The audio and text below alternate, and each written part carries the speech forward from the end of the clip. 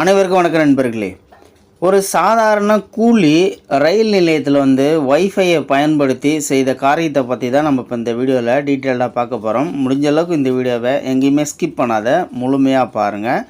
வாங்க வீடியோக்குள்ளே போகலாம்.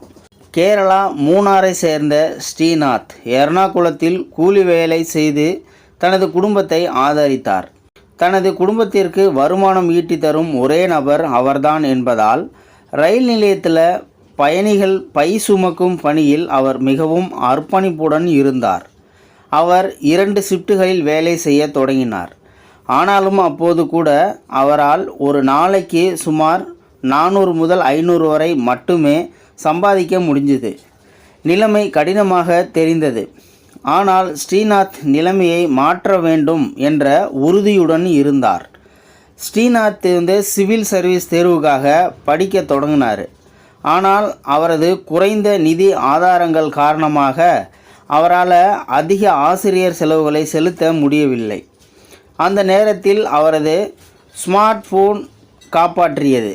அதாவது ஒரு நல்ல ஸ்மார்ட் ஃபோனை ஸ்ரீநாத் வாங்கினார். ஸ்ரீநாத் அதிக பயிற்சி கட்டணங்களை செலுத்தி விலை உயர்ந்த படிப்பு உதவிகளை வாங்குவதற்கு பதிலாக தனது ஸ்மார்ட் ஃபோனில் ஆன்லைனில் விரிவுரைகளை எடுக்க தொடங்கினார். ஜனவரி 2016இல் மும்பை மத்திய ரயில் நிலையத்தில் அரசாங்க இலவச வைஃபை வழங்க தொடங்கியது. ஸ்ரீநாத்தின் வெற்றிக்கான சூத்திரம் அவரை சிஎஸ்சி தேர்வில் தேர்ச்சி பெற உதவியது. ஸ்ரீநாத் ரயில் நிலையத்தில் பணிபுரியும் போது நேர்மறையான கண்ணோட்டத்துடனும் உறுதியான மனநிலையுடனும் ஆன்லைன் படிப்புகளை கேட்க தொடங்கினார். பாடக புத்தகங்களுக்கு அவர் எந்த பணத்தையும் செலவழிக்கவில்லை. மேலும் அவரது கனவுகளை தொடர ஒரு ஸ்மார்ட் ஃபோன், ஒரு மெமரி கார்டு, ஒரு ஜோடி ஹெட்ஃபோன், இலவச வைஃபை மட்டுமே தேவைப்பட்டது அவருக்கு. தனது கடின உழைப்பாலும் விடாமுயற்சியாலும் ஸ்ரீநாத் கேபிஎஸ்சி தேர்வில் தேர்ச்சி பெற்றார். தேர்வுக்கு பிறகு அவருக்கு வேலை கிடைத்தது. ஆனால் அவரது ஆசைகள் நிறைவேறவில்லை. அவர் யூபிஎஸ்சி தேர்வுக்கு வரும்போது தொடர்ந்து தயாராகி வந்தார். ஒவ்வொரு யூபிஎஸ்சி முயற்சியிலும் அவர் தனது குறிக்கோளில் அதிக அர்ப்பணிப்புடன் இருந்தார். மேலும் அதிக கவனம் செலுத்தினார். ஸ்ரீநாத் இறுதியாக தனது 4வது முயற்சியிலேயே யூபிஎஸ் தேர்வில் தேர்ச்சி பெற்று தனது கனவை நனவாக்கினார்.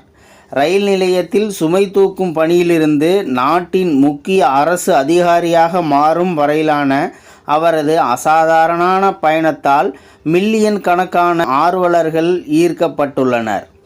இந்த வீடியோ பார்த்துட்டு இருக்கிற நண்பர்களே, இந்த ஸ்ரீநாத் அவர்களை நீங்கள் பாராட்டணும் அப்படின்னு நினச்சிங்கன்னா உங்கள் பாராட்டுகளை கீழே இருக்கிற கமெண்ட் செக்ஷனில் மறக்காமல் சொல்லுங்கள்.